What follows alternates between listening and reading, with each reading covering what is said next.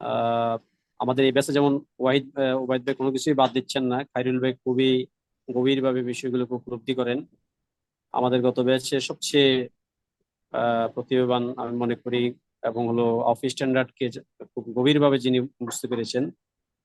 আমাদের প্রথম ব্যাচে একজন ছিলেন পূবালী ব্যাংকের। তো আমার মনে হয় তিনি 100-তে 100 পেয়েছেন পরীক্ষায়। আর রুহুল ভাইও সম্ভবত 90-এর উপরেই পাবেন। তো আজকের ক্লাসটি কন্ডাক্ট করবেন আমাদের ইসলামী বাংলাদেশ লিমিটেডের কর্মরত, উনি সম্ভবত পিও, প্রিন্সিপাল অফিসার। আমি আসলে ওনার এটা জানি না। রুহুল ভাই অবশ্য নিশ্চয়ই পরিচিত হবেন। তো মোহাম্মদ রুহুল আমিন তিনি আজকের ক্লাসটা কন্ডাক্ট করবেন। রুহুল ভাই, আপনি পরিচয় দিয়ে শুরু করেন আজকের ক্লাসটা। যেহেতু রুহুল ভাই প্রথম ক্লাস নিচ্ছে, আশা করি উনি ওনার সেই আন্ডারস্ট্যান্ডিং আপনাদের সাথে শেয়ার করবেন। আর আপনারাও কোনো কিছু বোঝা না গেলে সেটা বলবেন, আশা করি তিনি সফল হবেন। যেটা একটা হাইব্রিড স্ট্যান্ডার্ড, অনেকখানি আমাদের অনেক কিছু জানা আছে আগে থেকেই, কিছু কিছু জায়গা আছে নতুন মনে হবে, সেই জায়গাগুলো আশা করি ক্লিয়ার করবেন। তো রুল ভাই শুনতে পাচ্ছেন মনে হয়, আপনি আনমিউট করে শুরু করেন। জি, শুনতে পাচ্ছি। ধন্যবাদ সবাইকে। সালাম, আসসালামু আলাইকুম ওয়া রাহমাতুল্লাহ। আমার কথা শোনা যাচ্ছে কিনা একটু দু একজন সাড়া দিবেন প্লিজ। জি, শোনা যাচ্ছে, শোনা যাচ্ছে। আসসালামু আলাইকুম। জি স্যার, শোনা যাচ্ছে। জি হ্যাঁ, আমরা শুনতে পাচ্ছি। জি, থ্যাংক ইউ। জি, ঠিক আছে, ধন্যবাদ। তো আমার পরিচয় স্যার দিয়েছেন। জি, আমার পরিচয় স্যার দিয়েছেন। আমার নাম মোহাম্মদ রুহুল আমিন। আমার হোম ডিস্ট্রিক্ট বগুড়া। ইসলামী ব্যাংক বাংলাদেশ লিমিটেডে আছি 2006 সালের মে মাস থেকে প্রবেশন অফিসারে জয়েন। এখন এসপিও ধানমন্ডি ব্রাঞ্চে আছি। এই আর সিএসএ পাশ করলাম হলো গত জুনের, পরীক্ষা দিয়েছিলাম আমরা। তো আমরা শুরু করি কথা না বলে, যত দ্রুত শেষ করা যায়। আজকের স্ট্যান্ডার্ড নাম্বার হলো 36, impact of contingent incidents on commitments.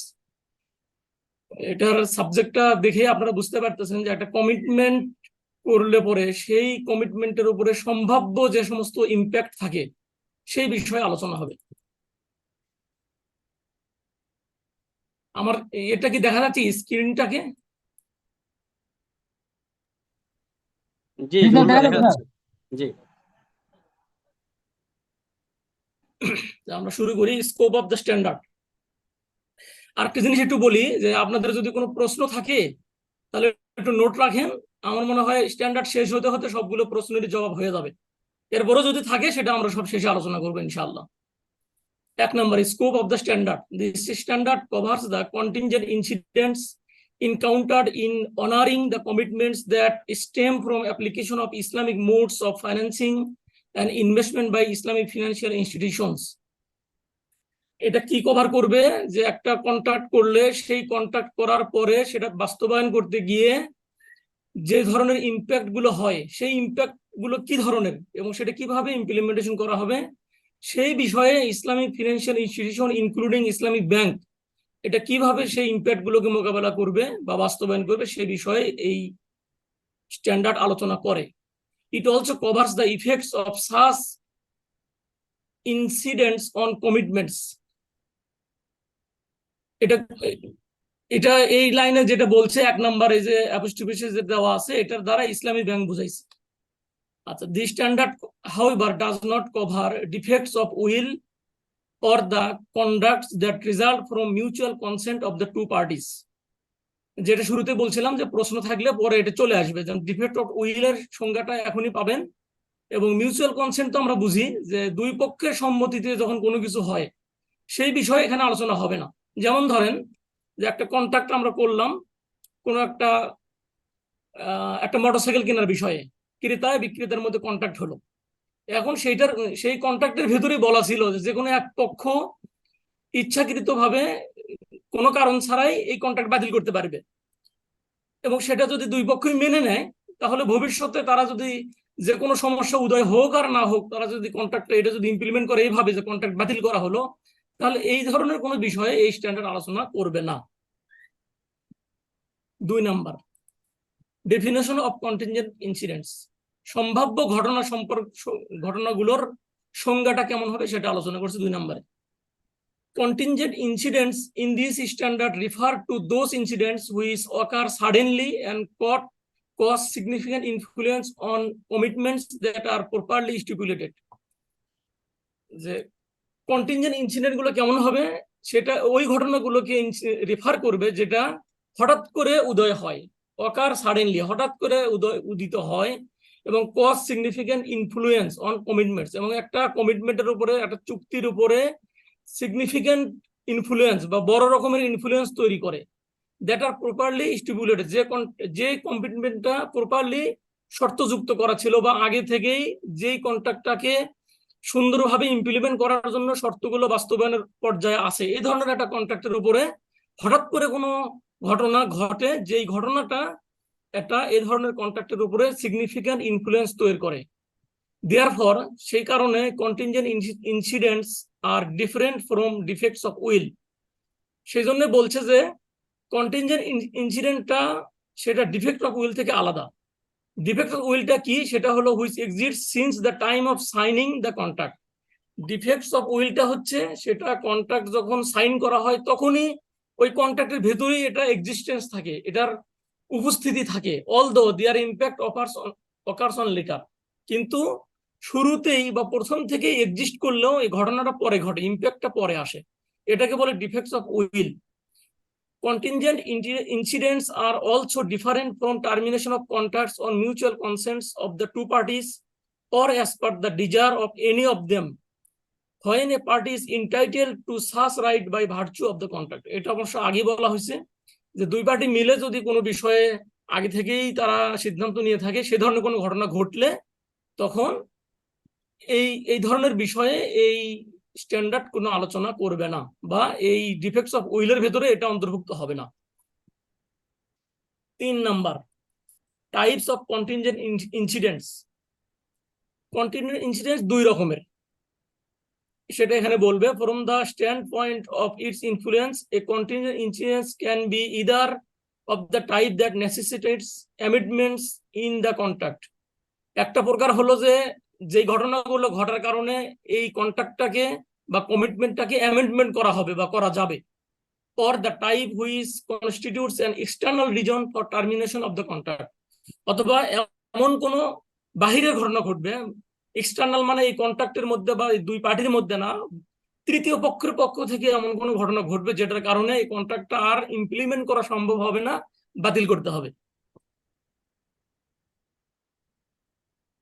আপনারা কি শুনতে পাচ্ছেন আমাকে? জি স্যার, জি স্যার, জি জি স্যার।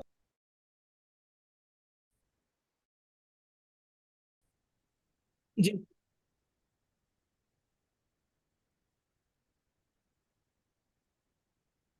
আচ্ছা আচ্ছা, ঠিক আছে। টাইপটা তো বোঝা গেছে না, এটা দুই প্রকার।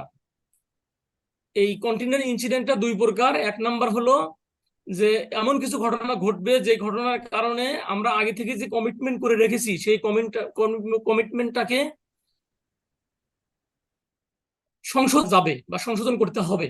আরেকটা প্রকার হলো এমন এক ধরনের থার্ড পার্টির দ্বারা ঘটনা ঘটবে যেটা এই কমিটিং এবং কমিটেড পার্টির মধ্যে না, বাইরের কোনো পার্টির দ্বারা একটা ঘটনা ঘটবে, সেই ঘটনার কারণে এটাকে আর অ্যামেন্ডমেন্ট করে চালায় দেওয়া সম্ভব হবে না, বরং এমন এক ধরনের ঘটনা ঘটবে যেটার কারণে এই কন্ট্রাক্টটা বাতিল করতে হবে।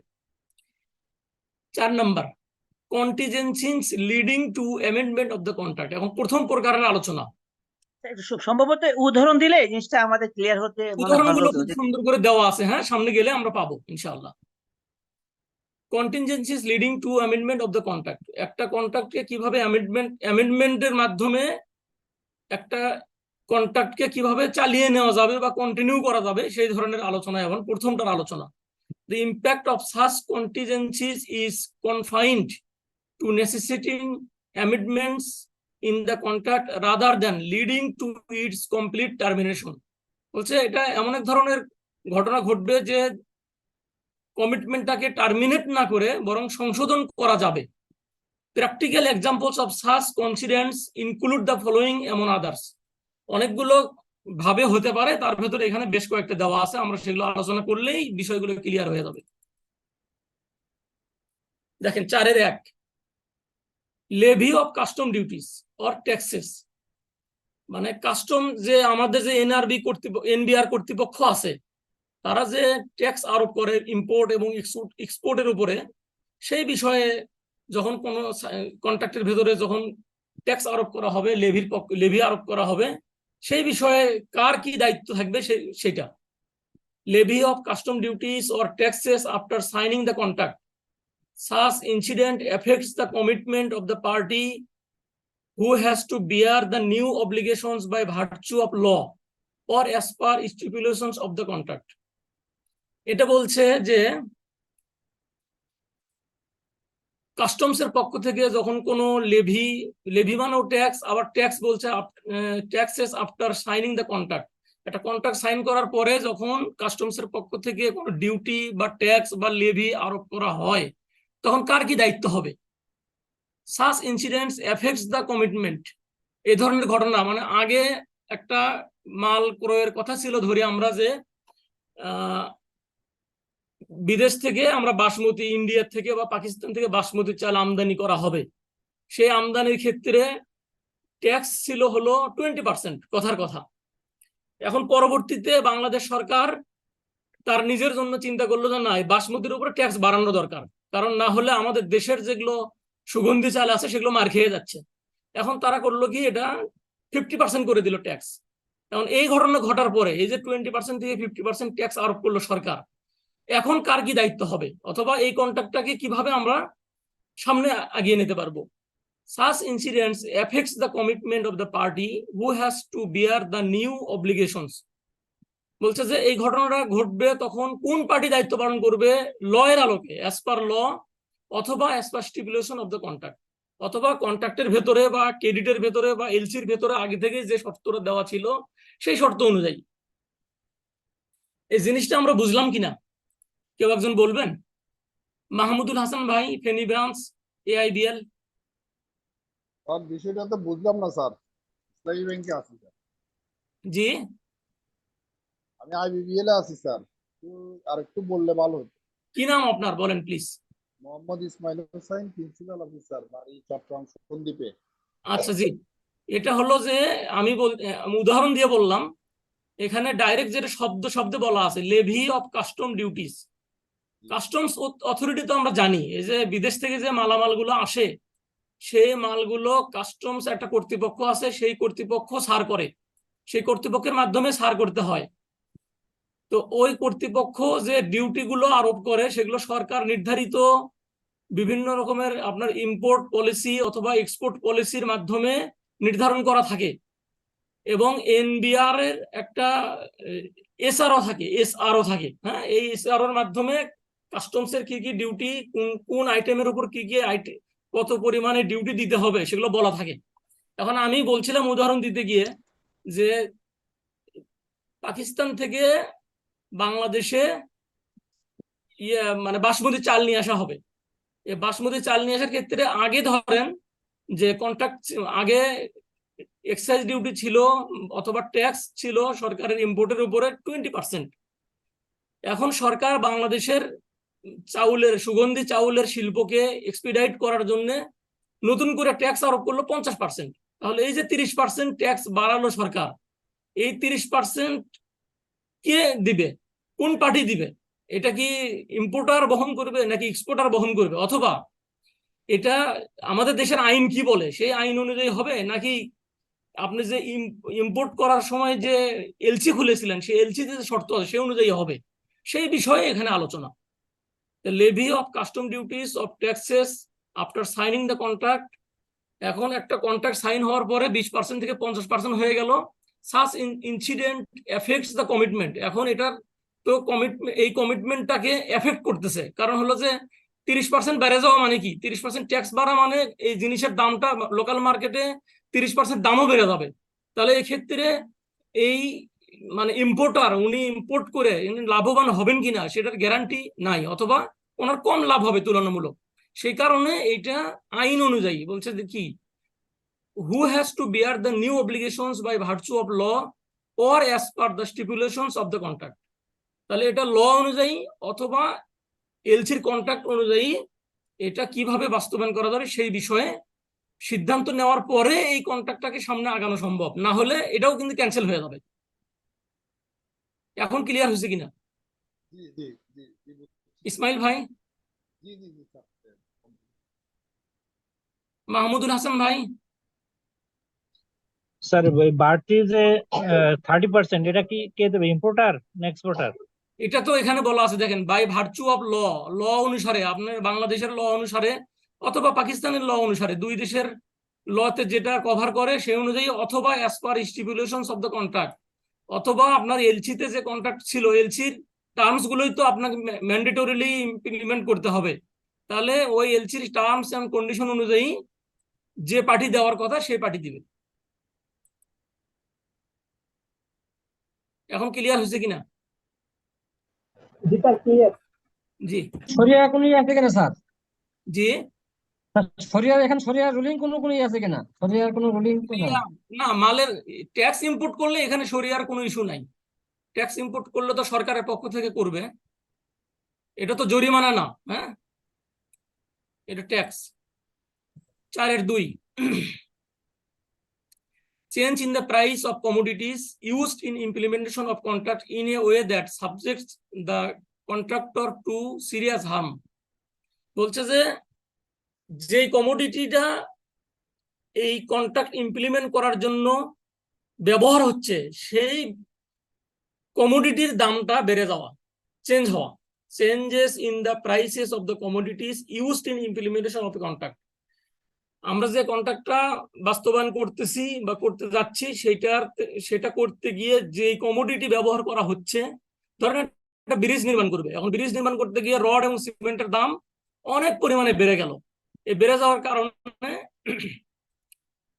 In a way that subjects the contractor to serious harm, এখন যে কন্ট্রাক্টিং পার্টি বা কমিটেড পার্টি, সে তার বড় রকমের ক্ষতি হয়ে যাচ্ছে। Actual harm in this case can be reconciliation, arbitration or legal arrangements।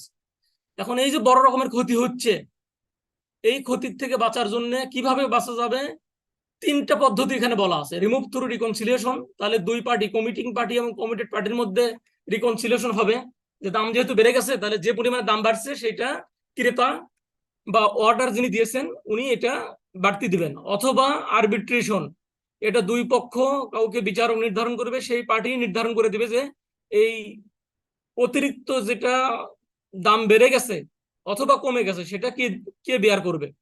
Or legal arrangements, অথবা আইনগতভাবে যেটা হয় সেটা। 4-3, prevention operation of goods to be delivered, মুরাবাহা অর কন্ট্রাক্ট। দেখেন, হয়েছে ধরেন চাল কেনার জন্য, এখন এটার উপরে সরকার নতুন করে এমবার্গো দিয়ে দিল যে এটা ইম্পোর্ট করা যাবে না, এটা ইম্পোর্ট নিষিদ্ধ আইটেম। এটা কিন্তু ইম্পোর্ট পলিসি এটা বলা থাকে কি কি আইটেম নিষিদ্ধ থাকবে অথবা কি কি আইটেম শর্তযুক্ত থাকবে, এটা ইম্পোর্ট পলিসি অর্ডারে বলা থাকে। এরকম একটা বিষয় এখানে বলছে যে prevention of importation of the goods to be delivered in fulfilment of a মুরাবাহা অর ইজারা কন্ট্রাক্ট। একটা কন্ট্রাক্ট বাস্তবায়ন করতে গিয়ে অথবা একটা মুরাবাহা কন্ট্রাক্ট বাস্তবায়ন করতে গিয়ে যে মালটা ডেলিভারি দেওয়ার কথা, সেই মালটা ইম্পোর্ট করার ক্ষেত্রে সরকারের পক্ষ থেকে বাধা দেওয়া হচ্ছে। এরকম হলে কি হবে? The actual harm cost to the client or the institution can in this case be removed by resort to the reconciliation, arbitration or law. একই কথাই বলছে যে এই কন্ট্রাক্টটা বাস্তবায়ন করতে গিয়ে তখন সেটা যে ক্ষতিটা হবে সেই ক্ষতিটা রিমুভ করা যাবে কিভাবে? রিকনসিলিয়েশনের মাধ্যমে অথবা আরবিট্রেশনের মাধ্যমে অথবা লয়ের মাধ্যমে। রিকনসিলিয়েশন কেমন করে হতে পারে? রিকনসিলিয়েশন হতে পারে যেমন আপনি আগে বাসমতি চাল নিতে চেয়েছিলেন, এখন আপনি নর্মাল খাওয়ার চাল নিবেন, নিয়ে যেটুকু মানে দামের ভেতরে যতটুকু পাওয়া যায় সেটুকু নেবেন, এমন হতে পারে। অথবা চালের বদলে গম নিতে পারেন, এমন হতে পারে। অথবা দুই পার্টির পক্ষ থেকে আগে থেকে আরবিট্রেটর নিয়োগ করা আছে, সেই পার্টি আরবিট্রেটর যে ডিসিশন দেবে সেই ডিসিশন অনুযায়ী হবে। অথবা লতে যেটা বলা আছে সে অনুযায়ী হবে। 4-4, change in laws leading to more financial commitments to be borne by one of the two parties. এখানে বলছে 4 নম্বরে বলছে যে দুইটা পার্টি যে বিষয়ে কমিটমেন্ট করছে সেই বিষয়ে আইন চেঞ্জ হয়ে গেছে, লটা চেঞ্জ হয়ে গেছে। Determination of the party who shall bear the additional burden can be reached by resort to law or as per the stipulations of the contract. এখন এই দুই পার্টির ভিতরে যে লসটা হবে অথবা যে বার্ডেনটা তৈরি হবে, এই বার্ডেনটা কে বহন করবে সেটা এটা লর দ্বারা অথবা এলসির কন্ট্রাক্ট অনুযায়ী অথবা অন্য কোনো কন্ট্রাক্ট থাকলে, যদি লোকাল কন্ট্রাক্ট হয় সেই কন্ট্রাক্টের শর্ত অনুযায়ী এটা ইমপ্লিমেন্ট করা যাবে। তাহলে দেখেন মানে ইনসিডেন্টস অফ কমিটমেন্টস, এটা কন্টিনজেন্ট ইনসিডেন্টটা দুই প্রকারের মধ্যে প্রথম প্রকার হলো যে কিছু কিছু বিষয়ে ছাড় দিয়ে অথবা কিছু কিছু শর্ত সংশোধন করে এটাকে ইমপ্লিমেন্ট করা যাবে, ইমপ্লিমেন্ট যোগ্য। সেখানে 4টে উদাহরণ দেওয়া হয়েছে। তো সেটা আমরা আরেকবার রিকল করি। 1 নম্বর হলো levy or custom due to taxes after signing the contract. একটা কন্ট্রাক্ট করার পরে সেটার উপরে নতুন করে ট্যাক্স অথবা লেভি আরোপ করলো সরকার বা এনবিআর কর্তৃপক্ষ। সেটা কি হবে, সেটাতে কোন পার্টি এটা বহন করবে অতিরিক্ত ট্যাক্সটা, সেটা 3 ভাবে সেটেলমেন্ট হতে পারে।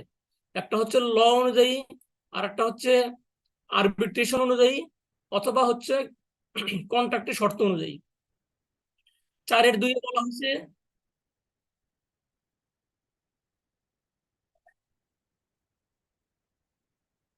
আরবিট্রেশন বলা নেই, সরি, ঠিক আছে।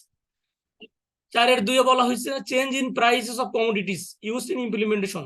অর্থাৎ যে কন্ট্রাক্টটা করা হয়েছে এই কন্ট্রাক্ট করতে গিয়ে যে কমোডিটি গুলো সাপ্লাই দেওয়ার কথা বা ইম্পোর্ট করার কথা সেগুলোর প্রাইসের ভেতরে ব্যাপক রকমের পরিবর্তন হলো। এই ব্যাপক পরিবর্তন হওয়ার কারণে একটা বার্ডেন তৈরি হবে যে কোনো এক পার্টির উপরে, সেই বার্ডেনটা কে বহন করবে। এবং এখানে এই যে কন্ট্রাক্টর যিনি, উনি সিরিয়াস ক্ষতির মধ্যে পড়ে যাচ্ছেন এই মূল্য বৃদ্ধির কারণে। যেমন ধরেন আগে পেঁয়াজ ছিল 40 টাকা কেজি, এখন সেই পেঁয়াজ হয়ে গেছে 100 টাকা কেজি, ডবলেরও বেশি। এখন এই ধরনের একটা কন্ট্রাক্ট যদি করা থাকে তাহলে এটা কিভাবে এই কন্ট্রাক্টটাকে ইমপ্লিমেন্ট করা যাবে? তখন এটা 3 ভাবে করা যাবে, রিকনসিলিয়েশন করা যাবে, আরবিট্রেশন করা যাবে, অথবা লিগ্যাল অ্যারেঞ্জমেন্টের মাধ্যমে এটা ইমপ্লিমেন্ট করা যাবে। 4-3 বলছে prevention of importation of the goods to be delivered in fulfilment of মুরাবাহা অর ইজারা কন্ট্রাক্ট। একটা ইজারা কন্ট্রাক্ট অথবা একটা মুরাবাহা কন্ট্রাক্ট ইমপ্লিমেন্ট করতে গিয়ে যেই মালটা ডেলিভারি দেওয়ার কথা সেই মালটা ডেলিভারি দেওয়ার আগেই এটার উপরে সরকারের পক্ষ থেকে ইম্পোর্টের ব্যাপারে বাধা প্রদান বা ইম্পোর্ট নিষিদ্ধ করলো সরকার। সেক্ষেত্রে কি হবে, এটাকে সেটেল করার জন্য এর যে অ্যাকচুয়াল হার্ম হবে সেটা ক্লায়েন্ট কে বহন করবে, সেটা ইনস্টিটিউশনই ক্ষতির মধ্যে পড়তে পারে, আবার ক্লায়েন্টও পড়তে পারে, উভয় পক্ষই হতে পারে। সেক্ষেত্রে এটা রিমুভ করা যাবে by resort to the reconciliation, arbitration or law. 3 ভাবেই এটা করা যাবে। এবার 4 বলছে changes in laws leading to more financial commitments to be borne by one of the two parties. আইনের ভেতরে পরিবর্তন, যেমন ওই যে প্রথম যে উদাহরণ দেওয়া হয়েছিল যে চালের কথা, যে বাসমতি চাল ইম্পোর্ট করার কথা ছিল, সেটা এখন সরকার নতুন করে আইন জারি করলো বা নিষেধাজ্ঞা দিল যে না, এখন আর সুগন্ধি কোনো চালই ইম্পোর্ট করা যাবে না, অথবা উচ্চ মূল্যের কোনো চালই আর ইম্পোর্ট করা যাবে না। এরকম আইনের ভেতরে চেঞ্জ আসলো। এরকম হলে সেক্ষেত্রে কি হবে, তখন determination of the party who shall bear the additional burden. তাহলে এডিশনাল বার্ডেনটা কোন পার্টি বিয়ার করবে এটা করা যাবে কিভাবে, by resort to the law or as per stipulations of the contract. এটা আইনের মাধ্যমে অথবা কন্ট্রাক্টে যে সমস্ত শর্ত দেওয়া ছিল সেই শর্ত অনুযায়ী এটাকে, এই বার্ডেনটাকে সেটেল করা যাবে। 5 নাম্বার স্যার এটা আরেকবার একটু আরেকবার স্যার। 4 বলছে যে changes in laws leading to more financial commitments to be borne by one of the two parties. Financial commitment মানে কি, মানে আর্থিক অর্থায়ন চুক্তি। কোন একটা বিষয়ে অর্থায়ন করার কথা, সেই বিষয়ে কমিটমেন্ট হলো ব্যাংকের মধ্যে এবং একটা পার্টির মধ্যে, তখন হলো কি যে বিষয়ে কন্ট্রাক্ট করা হয়েছিল সেই অর্থায়ন বিষয়ে আপনার আইন চেঞ্জ হয়ে গেল। ল যখন চেঞ্জ হয়ে যাবে, আপনি সবসময় এটা জানবেন যে মানে সরকারের আইন যেটা সেটাই প্রিভেইল করবে। এখানে পার্টির ভেতরে কোনো চুক্তি থাকলে সেই চুক্তিটা প্রিভেইল করবে না। অথবা ইম্পোর্ট এক্সপোর্টের ভেতরেও এটা ইউসিপিতেও বলা আছে যে এই ইউসিপির যে বিধানগুলো সেটা লোকাল ল ইউসিপির বিধানের উপরে প্রিভেইল করবে। এখন মনে করেন যে কোনো একটা আইটেম বিদেশ থেকে আনার ক্ষেত্রে আগে বৈধ ছিল বা সরকারের অনুমোদন ছিল, এখন নতুন করে আইন হলো যে না, এই আইটেম আর বাংলাদেশে ইম্পোর্ট করা যাবে না। তাহলে এরকম একটা চেঞ্জ, অথবা মনে করেন যে আর্থিক অথবা আমাদের কি বলে ফিনান্সিয়াল কোনো বিষয়ে কোনো চুক্তি হলো, যেটা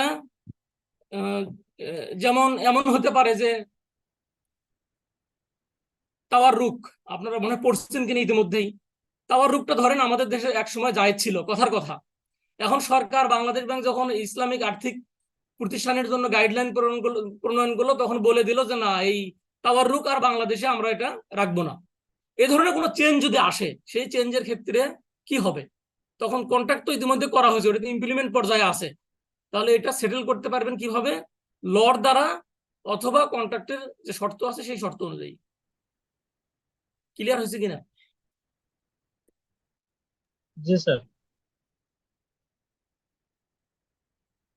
5 number, contingencies which constitute external reasons for termination of the contract.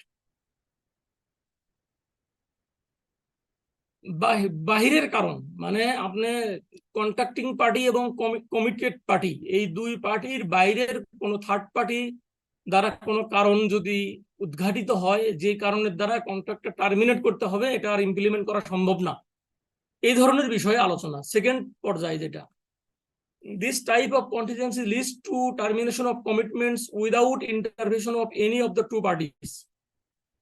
Committing party এবং কমিটেড পার্টির ইন্টারভেনশন ছাড়াই বাহিরের কারণে, থার্ড পার্টির কোনো কন্টিনজেন্সির কারণে কন্ট্রাক্টটাকে বা কমিটমেন্টটাকে বাতিল করা যাবে, না ভয়েড করা যাবে। সেটা bearing of the consequences in the case is to be assign to the competent party as when an owner has to bear the consequences relating to what is he owes. Example of such contingencies include among others, বলছে যে party যেটার মালিক অথবা যে পার্টির কাছে যেটা আছে সেই পার্টি সেটার কনসিকুয়েন্স বহন করবে। উদাহরণ নিম্নে প্রদান করা হচ্ছে। 5-1, when delivery becomes impossible or useless, বলছে যে কোনো একটা জিনিস সাপ্লাই দেওয়ার কথা ছিল, সেটার ডেলিভারি দেওয়াটা ইম্পসিবল হয়ে গেল, অথবা ইউজলেস মূল্যহীন বা ব্যবহার অনুপযোগী অথবা ইউজলেস উপকারহীন, এমন একটা বিষয় হলো যে ওটা ডেলিভারি দেওয়া যাচ্ছে না, অথবা ডেলিভারি দিলেও কোনো কাজে লাগতেছে না। এরকম সময় কি হবে?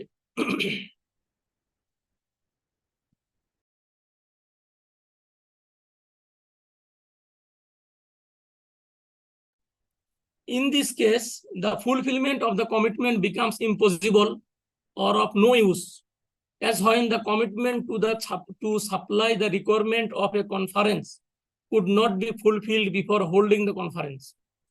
In such case, the commitment shall become null and void. এখানে একটা উদাহরণ দিয়েছে একটা কনফারেন্সের। কনফারেন্স করতে গেলে, যে কোনো একটা কনফারেন্স করতে গেলে কিছু জিনিস কনফারেন্স শুরু হওয়ার আগে সাপ্লাই করতে হয়, না হলে কনফারেন্স শুরু করা যায় না। যেমন হলো আপনার সাউন্ড সিস্টেম, মাইক। আপনি যদি কোনো কনফারেন্স করেন সেখানে সাউন্ড সিস্টেম লাগবে, মাইকিং সিস্টেম লাগবে। তখন আপনি মাইক যদি কনফারেন্স শুরু করার আগে সাপ্লাই করতে না পারেন, তাহলে এটার কি কোনো ভ্যালু আছে? নাই। এবং এটা ইউজলেস হয়ে যাবে যদি পরবর্তীতে দেন, কনফারেন্সটাই করা সম্ভব হবে না। তাহলে ওই পার্টি কি করবে? যে পার্টি কনফারেন্স আয়োজন করছে সে পার্টি, আপনি যদি সাপ্লাই করতে না পারেন তাহলে অন্যের কাছ থেকে নিয়ে সে তার কনফারেন্স চালাই দিবে। তাহলে পরবর্তীতে আপনি সাপ্লাই করলে এটা ইউজলেস হয়ে যাচ্ছে, সেরকম একটা বিষয়। এরকম কোনো ঘটনা ঘটলে তখন কি হবে?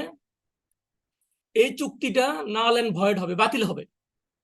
5-1 failure to honour the commitment as absolutely inevitable. তাহলে এটা এগুলো কোন সময় হবে? যে এমন এক ধরনের ফেইলিওর হলো যেটা অবশ্যম্ভাবী, এই ফেইলটা অবশ্যম্ভাবী, এটার মানে সম্ভবই না এটা পরিপালন করা, এই ধরনের কমিটমেন্ট কমিটমেন্ট মানে অনার করা সম্ভব না। এটা হলো 1 number. 5-1-2 failure to honour the commitment originates from objective rather than personal reasons. Objective থেকে হচ্ছে, ব্যক্তিগত কারণে না, অবজেক্টিভের কারণে হচ্ছে, সেটা সেক্ষেত্রেও এই কমিটমেন্টটা বাতিল হবে। অবজেক্টিভ বলতে যেমন মনে করেন যে একটা দুর্যোগ দেখা দিল, এমন একটা দুর্যোগ দেখা দিল যে কনফারেন্সের কোনো জিনিসপত্র পৌঁছানো সম্ভব হলো না, রাস্তার ভেতরে ব্রিজ ভেঙে গেছে, এখন ওখানে আর পারাপারের কোনো ব্যবস্থা নেই, এ ধরনের কোনো ঘটনা যখন ঘটবে অবজেক্টিভ হবে, ব্যক্তির কোনো দায় নাই সেখানে, তবুও কি হবে? এই কন্ট্রাক্টটা বাতিল হবে। 5-1-3 failure to honour the commitment is caused by an external party. বাহিরের পার্টির দ্বারা ঘটনা ঘটবে, এটা এই দুই পার্টির মধ্যে না, কমিটিং পার্টি এবং কমিটেড পার্টি এই দুই পার্টির দ্বারা না, বাহিরের এক্সটার্নাল পার্টির দ্বারা কোনো ইনসিডেন্ট ঘটলে সেটার কারণে যখন ইনএভিটেবল হবে এবং অবজেক্টিভ হবে তখন কন্ট্রাক্টটা বাতিল হবে। তাহলে 5-1 নম্বরে 3টে বিষয় বলছে, দেখেন উদাহরণটা দিয়েছে হলো একটা কনফারেন্সের, এবং সেই কনফারেন্সে 3টা কনসিকুয়েন্স বলছে, এই 3টা কনসিকুয়েন্স হলে কন্ট্রাক্টটা বাতিল হবে। 1 নম্বর হলো failure to honour the commitment is absolutely inevitable, যে এমন এক ধরনের কারণ ঘটলো যে সেখানে ফেইলিউরটাই ম্যান্ডেটরি, মানে ফেইল করবেনই আপনি, ফেইল হয়ে যাচ্ছে, এ ধরনের হলে কমিটমেন্ট বাতিল হবে। Failure to honour the commitment originates from objective rather than personal reasons, ব্যক্তিগত কারণ ছাড়া অবজেক্টিভ দ্বারা ফেইলিউর হচ্ছে, তাহলে কমিটমেন্ট বাতিল হবে। Failure to honour the commitment is caused by an external party, বাহিরের পার্টি থার্ড পার্টির দ্বারা কোনো ঘটনা ঘটলে তখনও কমিটমেন্টটা বাতিল হবে। 5-2 total or partial damage of the object of commitment, পরিপূর্ণভাবে অথবা আংশিকভাবে কোনো অবজেক্ট কমিটমেন্ট অবজেক্টটা ড্যামেজ হয়ে গেলে কি হবে? If the object of the commitment is damaged before being delivered to the committing party, যে পার্টি কোনো মালামাল ক্রয়ের অথবা কোনো সেবা নেওয়ার জন্য কমিটমেন্ট করলো, সেই পার্টির কাছে মালামালটা বা সেই সেবাটা পৌঁছে দেওয়ার আগেই ড্যামেজ হয়ে গেল সেই অবজেক্টটা, তখন কি হবে? The loss should be borne by the committed party, যে পার্টি সাপ্লাই দেওয়ার কথা সেই পার্টি লস বিয়ার করবে। Similarly when the commitment object is completely damaged due to an act of committing party, that party should bear the loss. এখন বলছে similarly, অনুরূপ ভাবে যখন এই কমিটেড অবজেক্টটা ড্যামেজ হবে কমিটিং পার্টির দ্বারা অথবা তার কোনো কারণে, তাহলে সে তার লসটা বিয়ার করবে। In case of partial damage of the object of commitment before actual or legal delivery to the committing party, and if the damage is caused by a heavenly factor, sababe samabi, which the committed party can by no means avoid, the committing party should have the right of option.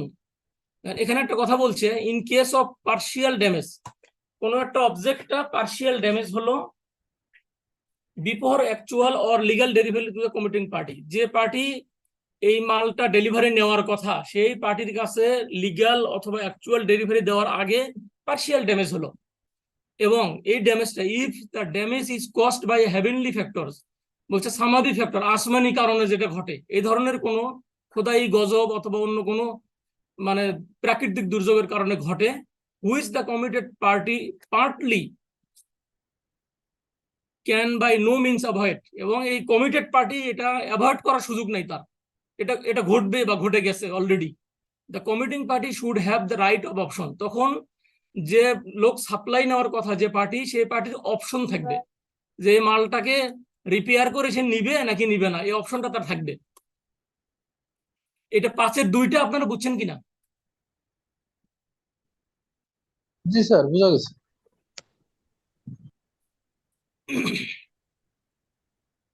5-3 entitlement to the object of commitment. If the object of commitment turned out to be owned by someone else other the committed party, the committing party becomes entitled to compensation. দেখেন এখানে বলছে entitlement to the object of commitment, যে বিষয়ে commitment করা হয়েছে সেটার entitlement কার, এটা যদি বলছে যদি থার্ড পার্টির কাছে থাকে, কমিটিং পার্টি যিনি মাল সাপ্লাই দেওয়ার কথা ওনার কাছে না থাকে যদি অন্য লোকের কাছে থাকে এই মালটা, তাহলে the committing party becomes entitled to compensation. তাহলে যিনি সাপ্লাই নেওয়ার কথা তিনি কম্পেনসেশনের মালিকানা হবেন, এন্টাইটেল হবেন। If the object of commitment is partly owned by someone else, the commitment in the part becomes null and void.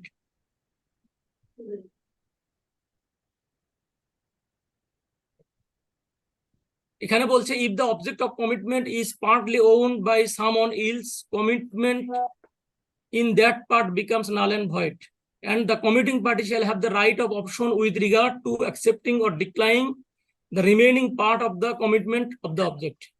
বলছে যে মনে করেন যে 100 মণ চাল নেওয়ার কথা অথবা 10টা পাওয়ার টিলার নেওয়ার কথা, ওই যে এলাকায় যে জমি চাষ করে পাওয়ার টিলার দিয়ে, চেনেন তো আপনারা না, 10টা পাওয়ার টিলার নেওয়ার কথা। এখন এই যার কাছ থেকে নিবেন ওনার কাছে 5টা আছে আর 5টা আছে আরেকজনের কাছে, অন্য দোকানে আছে অথবা অন্য কৃষকের হাতে আছে, এরকম যদি হয় সেক্ষেত্রে কমিটিং পার্টির অপশন থাকবে, সে এটা নিতেও পারে অথবা নাও নিতে পারে। আবার পড়ি, if the object of commitment is partly owned by the someone else, the commitment in the part becomes null and void. এক নাম্বার হলো যে যদি অর্ধেক অর্ধেক বা 1/3 বা 2/3 যদি অন্যের কাছে থাকে সেক্ষেত্রে চুক্তি বাতিল হবে। এরপরে বলছে and the committing party shall have the right of option, তবে কমিটিং পার্টি অপশন থাকবে to accepting or declining the remaining part of the commitment object, তবে সে যতটুকু আছে বিক্রেতার কাছে বা সাপ্লায়ারের কাছে যতটুকু আছে সেটা সে ওই অংশটুকু সে অ্যাকসেপ্ট করতেও পারে অথবা এই চুক্তিটাকে বাতিল করতে পারে, ডিক্লাইন করতে পারে। The committing party may choose to accept the remaining part as part of his compensation, or he may terminate the contract due to fragmentation of delivery. আচ্ছা, কথা বলতেছেন কি?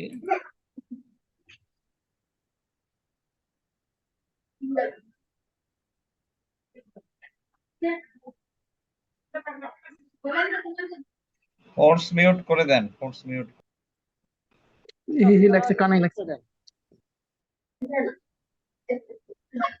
আচ্ছা, এটাতে আমরা আবার আসি। প্রথমে বলছে 5-3 দেখেন, if the object of commitment turn out to be owned by someone else other than committed party, the committing party becomes entitled to compensation. পুরো মালটা অন্যের কাছে আছে অথবা টার্ন আউট অন্যের কাছে রয়ে গেল কোনোভাবে, এরকম হলে বা যদি চলে যায় অন্যের কাছে তাহলে কমিটিং পার্টি কম্পেনসেশন এন্টাইটেল হবে। If the object of commitment is partly owned by the someone else, commitment in the part becomes null and void.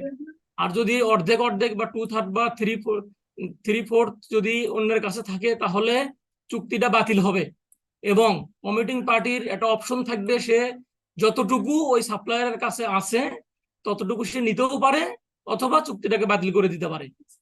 এরপরে বলছে শেষের 3 line, the committing party may choose to accept the remaining part as part of his compensation.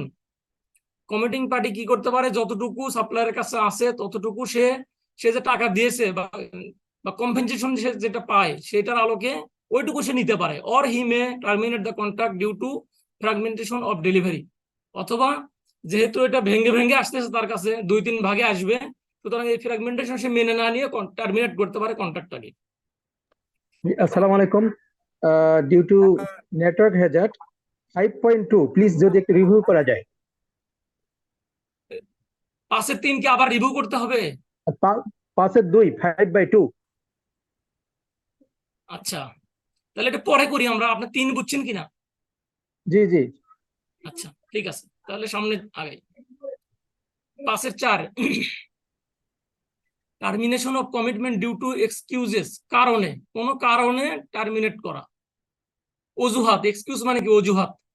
when the emergence of an incidental excuses in ijara leads to abnormal harm, বলছে কোনো ইজারার ভেতরে এমন কোনো কিছু ঘটনা ঘটলো, এক্সকিউজ তৈরি হলো, অ্যাবনর্মাল হার্ম হয়ে গেল, অস্বাভাবিক ক্ষতি হয়ে গেল। the harmed party has the right to terminate the contract, তখন কি হবে, ক্ষতিগ্রস্ত পার্টি তার এই রাইট আছে যে কন্ট্রাক্টটাকে বাতিল করে দিবে। the party who encounters the incident may also terminate the contract if his excuse is obvious, তাহলে বিপরীত পার্টি যিনি ইনসিডেন্টের শিকার হলেন, মানে যার ক্ষতিটা অবভিয়াস, উনিও টার্মিনেট করতে পারেন। if acceptability of the excuse is doubtful, the issue may be resolved by mutual agreement, তবে এই যে এক্সকিউজটা তৈরি হলো, এই এক্সকিউজটা যদি ডাউটফুল হয়, সন্দেহজনক হয়, তখন এটা রিজলভ হবে mutual agreement or resort to law, সেক্ষেত্রে মিউচুয়াল এগ্রিমেন্ট অথবা আইন অনুসারে হবে। আইনগুলো কেমন? আইনগুলো বলছে যে স্ট্যান্ডার্ড 9 এ ইজারা অর ইজারা মুনতাহিবে তামলিক, অথবা শরিয়া স্ট্যান্ডার্ড 34, এখানে হায়ারিং অফ পারসনস, এখানে যে সমস্ত বিষয় বলা আছে, কোন, এটা তো ইজারা নিয়ে বলছে, এটা ইজারায় কন্ট্রাক্ট কিভাবে হয় অথবা অ্যামেন্ডমেন্ট, সেই বিষয়গুলো ফলো করতে হবে। অথবা হায়ারিং অফ পারসনস এর ক্ষেত্রেও কিভাবে একজন পারসনকে হায়ার করা যায়, অথবা তার সেবাটাকে নেওয়া থেকে বঞ্চিত করা যায়, অথবা তাকে তার কন্ট্রাক্ট বাতিল করা যায়, সেই সমস্ত বিষয় এখানে প্রযোজ্য হবে। 5 নাম্বার 5 এটা জাওয়াই বা ক্যালামিটিস বলছে। ক্যালামিটিসটা হলো, এটাও একটা আসমানি কারণের মতোই, অবভিয়াস একটা কারণ, যেটা কারো কোনো মানে কন্ট্রোল থাকে না, এরকম একটা বিষয়। The term Jawai refers to any incident other than human acts, মানে মানুষের কোনো অ্যাক্টস দ্বারা না, বাহিরের কোনো বিষয়ে, আসমানি, অথবা যেটাকে ইউসিপিডিসির ভাষায় কি যেন বলে ওটা, আচ্ছা ওটা সামনে বলবো, which can not be avoided even if known, force major বলে। হ্যাঁ, ফোর্স মেজর, কোনো ফোর্স মেজরের কারণে অথবা আসমানি কোনো কারণে যদি কোনো ঘটনা ঘটে যেটা কি বলে মানুষের কন্ট্রোলের বাইরে বা মানুষের দ্বারা ঘটলো না, এরকম কোনো ঘটনা যদি হয়, সেটাকে বলে হলো জাওয়াই। The effects of such incidents are originally noticeable in selling of fruits and other agricultural products, where the occurrence of an incident of this type leads to discounting the price in proportion to the damage in the product. তাহলে কি বলছে যে আপনি যেগুলো আসমানি কারণে না হয়ে, আসমানি কারণে হয়, মানুষের কন্ট্রোলের ভেতরে নাই, প্রাকৃতিক দুর্যোগ বা এই জাতীয় বিষয় যখন ঘটে, সেক্ষেত্রে এই ইনসিডেন্ট গুলোতে কি হয়, the effects of such incidents are originally noticeable in selling of fruits and other agricultural products, এগুলোকে যখন কন্ট্রাক্ট করা হয় ফলমূল বিক্রির ক্ষেত্রে বা কৃষি সামগ্রী, কৃষি প্রোডাক্ট বিক্রয়ের ক্ষেত্রে, তখন এই কন্ট্রাক্টের ভেতরে এগুলো উল্লেখ করতে হয়। যেমন মনে করেন যে আপনি বেগুন বিক্রি করার কথা, বেগুন বিক্রি করতে গেলে বেগুনটা নর্মালি এই বালু মাটিতে কম হয়, দোআঁশ মাটিতে ভালো হয়। এখন কোনো কারণে যদি বেগুন মাঝখানে থাকা অবস্থায়, মানে 1 মাস ধরেন বয়স, এরকম সময়ে যদি কোনো বৃষ্টি হয়, তাহলে বালুগুলো বেগুনের গায়ে লাগলে এই বেগুনটা নষ্ট হয়ে যায়, অথবা এখানে কোনো কারণে পোকা ধরলে বেগুনটা নষ্ট হয়ে যায়। তাহলে এই যে নষ্ট হওয়া বেগুন, এটার কি মানে এটার পরবর্তী ইফেক্টটা কি হবে, সেটা কন্ট্রাক্টের ভেতরেই এটা উল্লেখ করতে হয়, সেটা বলছে এখানে। তাহলে আমরা আবার দেখি, দ্য টার্ম জাওয়াই refers to any incident other than human acts can not be avoided even if known, এটা জানা থাকলেও অ্যাভয়েড করা যায় না। যেমন বেগুনের পোকা লাগার কথা অথবা বৃষ্টির কারণে বালু লাগার কথা বললাম। The effects of such incidents are originally noticeable in selling of fruits and other agricultural products. তাহলে এগুলো নোটিসেবল মানে নোটিশ করতে হবে, নোটিশ যোগ্য, এটা সেলিং এর সময় অথবা কন্ট্রাক্টের সময়। Where the occurrence of the incidents of this type leads to discounting the price in proportion to the damage in the product. তাহলে এই ধরনের ঘটনা যখন ঘটবে, তখন কি হবে, পণ্যের মূল্য যেটা নির্ধারণ করা ছিল যে একটা বেগুন বিক্রি হবে 2000 টাকা মন, সেটা তখন 800 টাকা মন হবে। এটা ডিসকাউন্টিং হয়ে যাবে মূল্যটা। উদাহরণ একটা ওনারা দিয়েছেন, an example of this can also be seen in the ইজারা মুনতাহিয়া বিত তামলিক কন্ট্রাক্ট। ইজারা মুনতাহিয়া বিত তামলিক অর্থাৎ মালিকানা নিঃশেষের ভিত্তিতে যে ইজারা, সেই ইজারার ভেতরে বলছে in this case the amount of rent in access of the normal rent of similar properties dropped when ownership cannot be transferred to the lessor for a reason which the lessee cannot stop। এইটুকু কিন্তু important, এই জায়গা থেকে একটা প্রশ্ন হয়, মানে এটা ইজারার ভেতরেও আছে, এখানেও আছে, এবং এখান থেকে প্রশ্নটা আপনারা পাবেন ইনশাআল্লাহ। এটা একটু বুঝে নেন। এটা বলছে যে ইজারা মুনতাহিয়া বিত তামলিক হলো যে এমন একটা ইজারা, যে কোনো একটা বিল্ডিং অথবা গাড়ি, সেটা ভাড়া চুক্তিটা এমন ভাবে করা আছে যে একই সাথে ভাড়াদাতার ক্যাপিটালের অংশ এবং তার ভাড়ার অংশ একসাথে ওই ক্লায়েন্ট পরিশোধ করতে করতে একটা পর্যায়ে গিয়ে পুরো ভাড়া এবং ক্যাপিটাল পুরোটাই, ব্যাংকের ক্যাপিটাল পুরোটাই পরিশোধ হয়ে যায়। পরিশোধ হয়ে গেলে এটার মালিকানা পেয়ে যাবে হলো ওই গ্রাহক। এটাকে বলে হলো ইজারা মুনতাহিয়া বিত তামলিক। এই ক্ষেত্রে কি হচ্ছে, এখানে ভাড়াটা একটু বেশি থাকে নর্মালি। ওনারা বলছেন যে in this case the amount of rent in access of normal rent of similar properties dropped when ownership cannot be transferred to the lessor for a reason which the lessee cannot stop। the lessee যে কারণটা ঘটলো সেটা say stop করতে পারতেছে না, এরকম কোনো ঘটনা ঘটলে তখন মালিকানাটা ট্রান্সফার করে দেওয়ার কথা ব্যাংকের, ব্যাংক পুরো মালিকানায় ট্রান্সফার করে গ্রাহককে দিয়ে দেওয়ার কথা ওই বিল্ডিং বা অথবা গাড়িটা। কিন্তু এমন একটা ঘটনা ঘটছে যে ঘটনার কারণে লিজি সেই ঘটনাটাকে স্টপ করতে পারতেছে না, তখন ওখানে যতটুকু ভাড়া এক্সট্রা নেওয়া আছে সেই এক্সট্রাটুকু ডিসকাউন্ট হবে, ফেরত দিবে। এটা বলছে এখানে। এটা হলো জাওয়াই বা আসমানি কারণ। স্যার এক্সাম্পলটা একটু আবার ক্লিয়ার, জি এক্সাম্পলটা একটু আবার ক্লিয়ার করা দরকার। এক্সাম্পল আমি যেটা বলছিলাম দেখেন, ওটা একটু বোঝেন। আমি একটা মানে তরকারির উদাহরণ দিয়েছিলাম বেগুনের। হ্যাঁ, বেগুন আপনি কন্ট্রাক্ট হলো যে আপনি সিজন শেষে 2000 টাকা মন আপনার কাছ থেকে আমি বেগুন নেব, বা আপনি বিক্রি করবেন 2000 টাকা মন, না দুইজনের ভেতর কন্ট্রাক্ট হলো। এখন বেগুনে তো পোকা লাগতে পারে, এটা কিন্তু আপনিও জানেন, বিক্রেতাও জানে। আবার হলো যে যদি বৃষ্টি হয়, বৃষ্টি হলে বেগুনে যদি ধুলা বালু লাগে, মানে জমির থেকে বালু লাগে, বালু লেগেও বেগুনটা নষ্ট হয়, তাহলে এটাও জানা যে নষ্ট হতে পারে। সেক্ষেত্রে কি হবে, যে আপনি 20 মন বেগুন নেওয়ার কথা, 2000 টাকা মন নেওয়ার কথা ছিল, যেহেতু পোকা লেগেছে অথবা ওই বালু লেগে ওটা বেগুনের কোয়ালিটি নষ্ট হয়েছে, তখন এটা প্রাইসটা ডিসকাউন্ট হবে। ডিসকাউন্ট হয়ে 2000 টাকার বদলে মন হবে তখন প্রতি 40 কেজির দাম হবে তখন 800 টাকা। এটা হলো আসমানি কারণ, এটা জানা থাকে আগে থেকেই। বলছে কি এখানে দেখেন, প্রথম 2 লাইনে দেখেন, the term jawai refers to any incident other than human acts which cannot be avoided even if known। এটা জানা আছে কিন্তু অ্যাভয়েড করার সুযোগ নাই। বেগুনে যে পোকা লাগবে এটা অ্যাভয়েড করার সুযোগ নাই, এটা প্রাকৃতিক ভাবেই লাগে, এরকম একটা বিষয়। সেটারই একটা উদাহরণ ওনারা দিয়েছেন এই শেষে গিয়ে পরের পেজে, ইজারা মুনতাহিয়া বিত তামলিক। ইজারা মুনতাহিয়া বিত তামলিকের ক্ষেত্রে মালিকানা, ব্যাংকের মালিকানা নিঃশেষ হয়ে যাবে, সেটা ট্রান্সফার হবে পুরো মালিকানাটাই গ্রাহকের কাছে।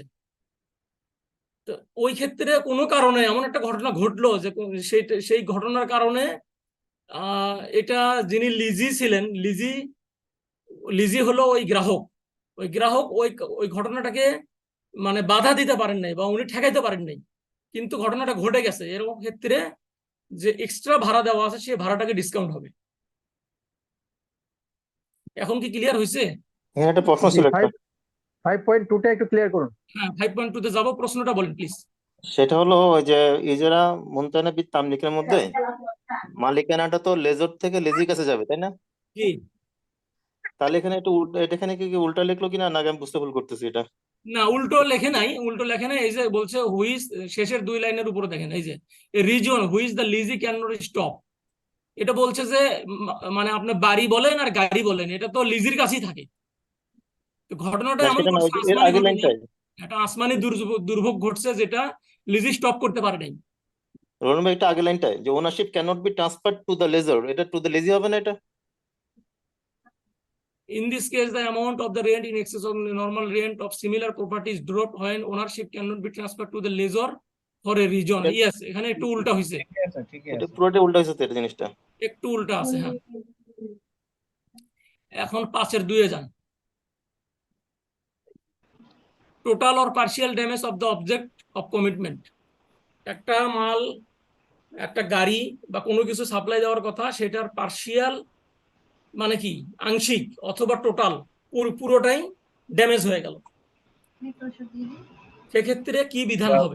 টাইনে দাও।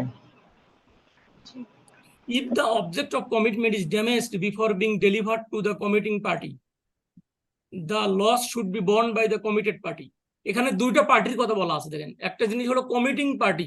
কমিটিং পার্টি মানে হলো যে ক্রেতা, আর কমিটেড পার্টি হলো যে বিক্রেতা। অথবা কমিটিং পার্টি হলো কন্ট্রাক্টর আর কমিটেড পার্টি হলো সাপ্লায়ার। এটুকু বোঝা গেছে কিনা?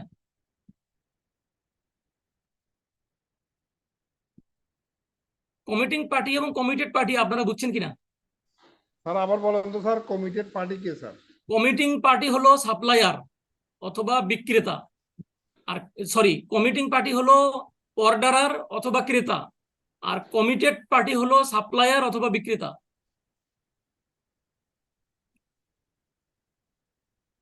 ক্লিয়ার হয়েছে? কমিটেড পার্টি হলো স্যার কমিটেড সাপ্লায়ার আর বিক্রেতা। চুক্তিবদ্ধ, কমিটেড পার্টি হলো যে সাপ্লাই দেবে অথবা বিক্রয় করবে কোনো কিছু, আর কমিটিং, আর কমিটিং হলো যে যিনি চুক্তি করেছেন উনি হলো ক্রেতা অথবা অর্ডারার, অর্ডার করছেন। লিখে নেন প্রয়োজনে, এটা লিখে আছে এখানে মধ্যে দেওয়া আপনাদের আছে। কাছে বই আছে না, বইতে লিখে নেন। জি,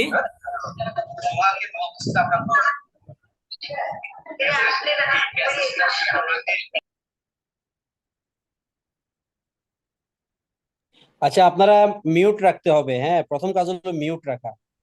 এখানে হলো the object of commitment is damaged before being delivered to the committing party.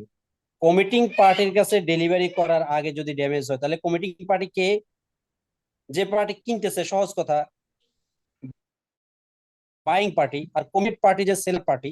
ইজারা হইলে ইজারার ভিত্তিতে হলে তাহলে দেখতে হবে কোনটা, তারপরে হলো মোরাবাহা হইলে কোনটা, কে বিক্রেতা কে ক্রেতা, তাহলে সেভাবে মিলেই দেখবেন।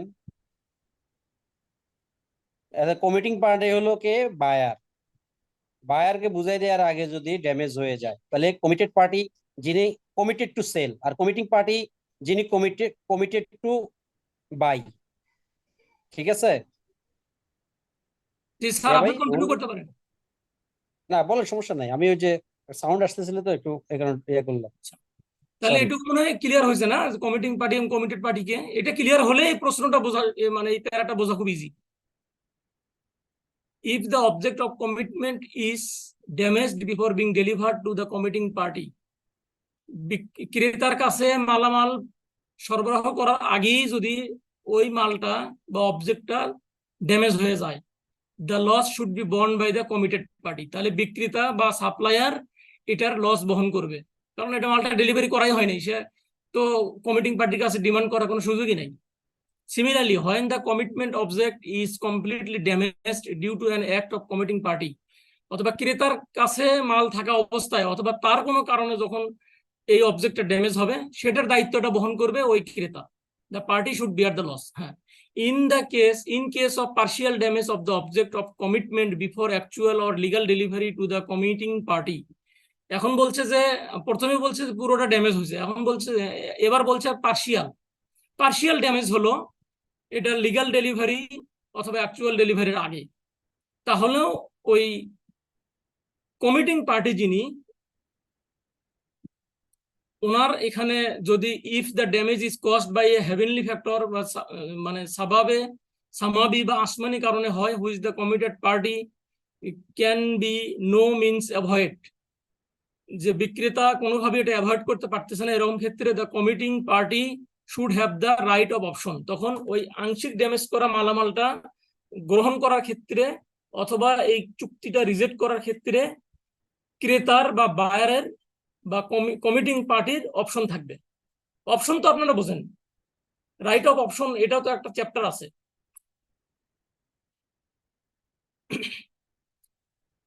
তো এই তো মোটামুটি শেষ স্যার, আমরা মনে হয় শেষ করতে পারি। ওটা শেষ পর্যন্ত চলে গেছেন? জি জি। আচ্ছা, তো কারো কোনোটা না বুঝার আছে তাহলে বলতে পারেন। শেষে কি একটা ভুল আছে ওটা বলছিলেন ভাই, হ্যাঁ রুল হ্যাঁ, ভাই? ওটা ওনারাই করছেন, বাবা ওটা কথা বলে বলে দেন। না, বাবা কথা বলে না। ও ঠিক আছে, শেষের ভুলটা একটু। তো এটা তো আগে থেকে পড়া আছে, তো আশা করি নিজেরা একবার পড়েন, ছোট স্ট্যান্ডার্ড। তো আগামীকালের ক্লাসটা কখন হবে ভাই, রুহুল ভাই? সকাল আপনারা তো 9টায়? 9টা শিডিউল দিয়েছেন, আমার সমস্যা নাই। হ্যাঁ, সকাল 9টায় করেন, 9টায় হোক সকালে, স্যার 9টা থেকে আরেকটু আগে 11টা। দেওয়া যায় না? সকালে অনেকে থাকেন না, আমরা যখন একটা শিডিউল করি সকালে, আজকে সকালে অনেকে মিস করছেন, তো 9টা স্যার থেকে আজকে একটু রিল্যাক্স, সকালে এটা বেশি। শিডিউলটা 9টার আগে দিলে বাদ ফজর দিতে আজকে হবে, সকালে শিডিউলটা মানে তার বলতে আগে পারবো না সম্ভব হবে না কারোরই, কারণ হ্যাঁ, অনেকে সুতরাং ঘুমাইতো 9টায় অথবা হোক। বাজার টাজার যায়। স্যার হয় 9টায় দেন আপনার না। বাদ ফজর অথবা 9টা ঠিক আছে। দরকার নেই, কোনো এক্সকিউজ দরকার নেই, 9টায় আগমন ভাই, 9টায় পড়বেন। এখন আপনারা আর কোনো এক্সকিউজ করবেন না শেষ পর্যন্ত। এখন এই 1 মাস সব প্রায়োরিটি হলো আগে ক্লাস, এরপরে অন্য জিনিস শিডিউল করবেন। আপনারা সব শিডিউল করে তারপরে যদি ক্লাস রাখেন তাহলে হবে না। আগে হলো ক্লাসে যখন শিডিউল পাবেন, ক্লাস থাকবে ফার্স্ট প্রায়োরিটি, তারপরে অন্যগুলো। তো স্যার কালকে সকাল 9টা থেকে 11টা, হয়তো এত সময় লাগবে না, 1 ঘন্টা, 9টা থেকে 10টা, হয়তো 1 ঘন্টা লাগবে, সেটা পড়বেন। আর হলো আগামীকাল রাতের ক্লাসটা আমরা, যেহেতু মালয়েশিয়া থেকে নিবে হাবিব ভাই, সেটা আমরা 7টা, 7:30 থেকে আমরা শুরু করব। আমি যেহেতু খুব বিজি থাকবো কালকে, আমি শুধু ক্লাসটা রান করব, পুরো ক্লাসে আমি অনুপস্থিত থাকবো। আপনারা আশা করি ক্লাস যতটুকু সম্ভব হয়, হাবিব ভাই যতটুকু পড়ায় ততটুকু পড়বেন, বাকি অংশ আমরা অন্য ক্লাসে শিডিউল করব।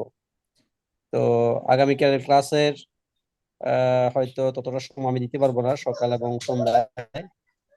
আজকের ক্লাসটাও আমি রুহুল ভাই থাকতে পারি নাই। জি বাবা, পরে আব্বু কথা বলতেছি।